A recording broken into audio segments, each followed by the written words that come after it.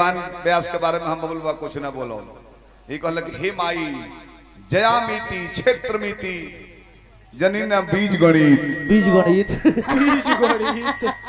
कहल रहे हो रामशंकर सुनलो कि ना कहल कि माई हम बीज गणित ना जानी ले रे हम मैथे से मर्दे इंटर कइले हैं डेरा पर आओ पहली तारीख के बाद अच्छा तारा के बीज गणित के वो अध्ययन करा दे एगो फार्मूला गड़बड़ ना ओही में कहत रहे कि माई ए माई केहू नहीं खेलो कत हित मीत ये माई ये मर्दे तो नहीं ध्यान से अपना लो संहतिया बता हर मीत केहू नहीं खेलो हित भी केहू नहीं खेलो को ध्यान से देखो राम दर्शन तारा रहते हुए मीत मीत इनका इतना तकलीफ बा केहू हित मीत नहीं खेलो को लोग जाइलो ना पसंद भैया के एगो हित आइल बनी हां वहां के हित मान लिया हमने के तार भाई है तो मीते न भाई नहीं हां रामा शंकर अभी गवला नहीं खते ऐसे ही का हमरा कुछ कहल हाय हाय रिस्पांसिबिलिटी उत्तरदायित्व नहीं बनता यो को हमरा उत्तरदायित्व नहीं मत हमरा कहीं कुछ कहे त कहा है गलती ना यो कोन ना होई छोट भाई हमें को कुछ कहा ही हां ब्यास तो बहुत देखनी हाय हाय कि इतना छलचिकनी ब्यास छल चिकन रामा शंकर से सुंदर हां ब्यास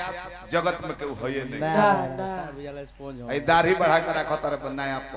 डर रे अब का जाने अपना शरीर के सुरक्षा में बढ़ोले बड़ा कि सौखा बढ़ोले बड़ा हमर कि छोट भाई हमें तारे के नहीं कहे के तो नहीं कहे ना हां साफ ना ना इनको मेहरा रुबिया हाय हाय हमरा के जीजा जी कहले तो मन कर कि लंगड़े गुड़ पर मुखिया जी रौरा नाम पर याद पड़ल हरंदर भैया इनकरे गांव का मुखिया पिछला साल वोट मांगे होइले हां तो मलकिनिया तो चला के बाकी इनकरे को भौजाई बाड़ी हां रामजीवन भाई हाय हाय आ सीधा साधा होई मुखिया जाए कहने की देखिए हमको वोट दीजिए हां इस बार विकास होगा होगा होगा विकास होगा तले इनकर भौजाई एगो छोट लड़की ले आवतारी हां का मुखिया जी का जी कैसे विश्वास करी हां पिछलो बार कहने की विकास होई है हाँ। आ तले पिंकी हो गई क्या मुखिया जी हमरा खून लेकिन लड़का का विकास कहता नहीं मुखिया जी हाँ। वहाँ के क्षेत्र का विकास कहला नहीं मतलब कि ना हमरा विश्वास नहीं है ना। पिछले बार कहला नहीं कि विकास होई है हाँ। आ पिंकी हो गई हमरा के माफ करी हम